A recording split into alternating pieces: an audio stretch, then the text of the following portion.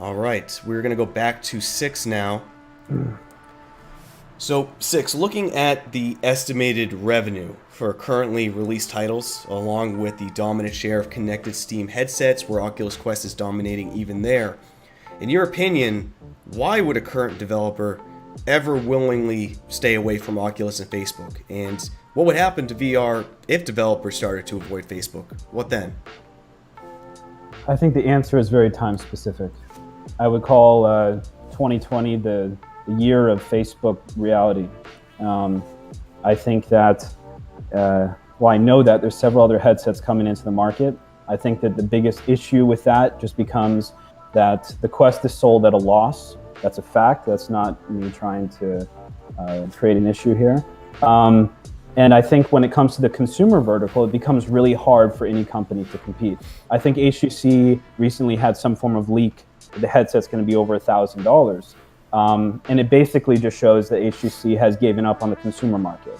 I think that Apple, even with a high price tag, can warrant an entry that is expensive. And then PlayStation VR has also announced a headset. But I think realistically, if I were to release an app right now and I wouldn't do it on the Quest or I wouldn't do it on a Facebook ecosystem, I would probably fail. The only exceptions to that are very good titles like Half-Life Alyx, and we've seen Steam not necessarily put as much effort into Facebook as Facebook has. And I'll give it to Facebook. They're spending an astronomical amount of money compared to anyone else. They're giving grants to people. They're acquiring companies. They're doing everything that an ecosystem should to support their developers, except for the outliers where they just execute them and expect everybody to look the other way. Right, and as a dev who is on the Oculus platform right now, we'll open it up to you, Ryan. Yeah, I agree with everything Six is saying. Like, we very consciously have decided to stay only on the Quest for the time being, in big part because our team is so small, but it also allows us to really focus.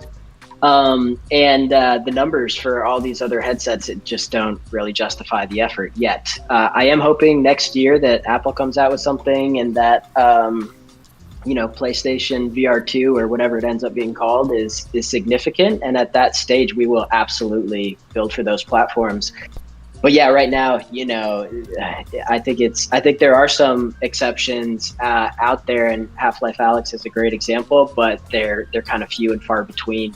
And props to the people that make it happen on PC VR. It's a tough job, and for them to get it done, like, more power to them.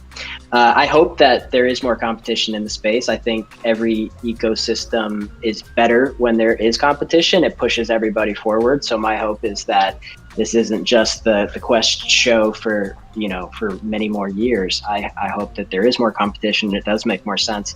Now, Six, I'll ask you, given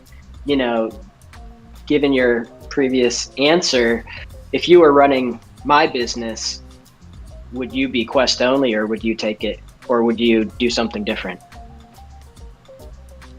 Yeah, I'd probably be Quest only. I mean, if you look at the dev cycles of supporting additional ecosystems relative to the revenue that you would gain through them and the potential upside of grants and acquisitions and things like that, as a CEO, I think you're making the right decision. Fair. I mean, you're probably expecting a different response, but no, I mean, I appreciate the honesty. I do.